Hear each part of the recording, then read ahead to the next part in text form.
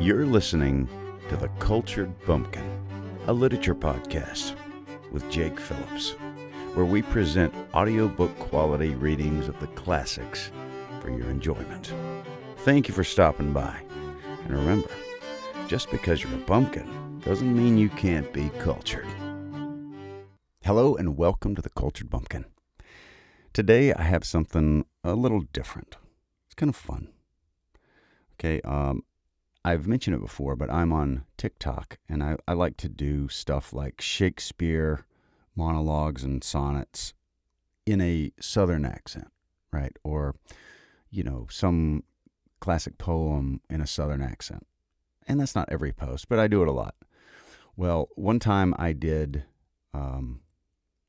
Jane Austen, Pride and Prejudice, most of chapter 1, and it got a lot of views. Like, I just checked, 186,000 views. And there were some people that were just absolutely horrified, but there wasn't very many. Most people were like, what? This is so fun. So what I've started doing is on my YouTube, I've started to record it. I turn on my YouTube live and I record it, and then I'm going to, and then the live goes up on YouTube, so you can go watch me read it live, mistakes and everything. And then I go to, I'll post it as an audiobook when I'm done. Sort of a redneck Jane Austen, Pride and Prejudice and Magnolias, whatever. So that might sound like the dumbest thing you've ever heard. And if so, that's okay. Don't worry about it. But if that sounds like, you know what, that could be fun, then check it out. I'll put a link to the live that I've done.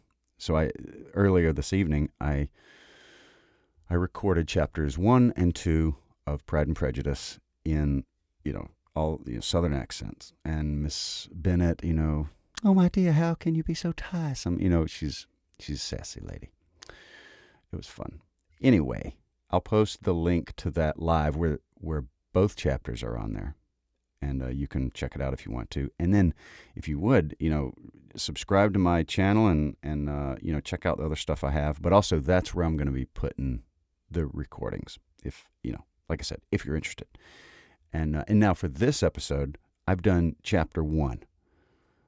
So like I said, chapters 1 and 2 is available on YouTube. But here is chapter 1 of Redneck Jane Austen, Pride and Prejudice and Magnolias, or whatever you want to call it. And ready, set, action. Pride and Prejudice by Jane Austen, chapter 1. It's a truth universally acknowledged that a single man in possession of a large fortune must be in want of a wife.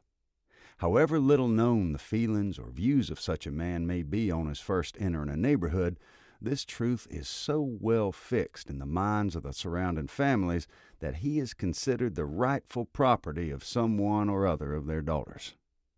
"My dear Mr. Bennet," said his lady to him one day, "have you heard that Netherfield Park is let at last?" Mr. Bennet replied that he had not. "But it is," returned she, "for Mrs. Long has just been there, and she told me all about it." Mr. Bennet made no answer. "Do you not want to know who has taken it?" cried his wife impatiently. "You want to tell me, and I have no objection to hearing it." This was invitation enough. "Why, my dear, you must know Mrs. Long says that Netherfield is taken by a young man of large fortune from the north of England, that he came down on Monday in a chaise and four to see the place, and was so much delighted with it that he agreed with Mr. Morris immediately that he is to take possession before Michaelmas, and some of his servants are to be in the house by the end of the week." "What's his name?" "Bingley." "Is he married or single?" "Oh, single, my dear, to be sure. A single man of large fortune, 4,000 or 5,000 a year. What a fine thing for our girls." "How so? How can it affect them?" "My dear Mr. Bennet," replied his wife, "how can you be so tiresome? You must know that I am thinking of his marrying one of them." "Is that his design in settling here?" "Design? Nonsense! How can you talk so? But it is very likely that he may fall in love with one of them, and therefore you must visit him as soon as he comes." I see no occasion for that. You and the girls may go, or you may send them by themselves, whichever will still be better, for you are as handsome as any of them. Mr. Bingley may like you the best of the party. In such cases a woman has not often much beauty to think of. But, my dear, you must indeed go and see Mr. Bingley when he comes into the neighborhood. It is more than I engage for, I assure you.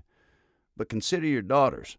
Only think of what an establishment it would be for one of them. Sir William and Lady Lucas are determined to go merely on that account, for in general, you know, they visit no newcomers. Indeed, you must go, for it will be impossible for us to visit if you do not.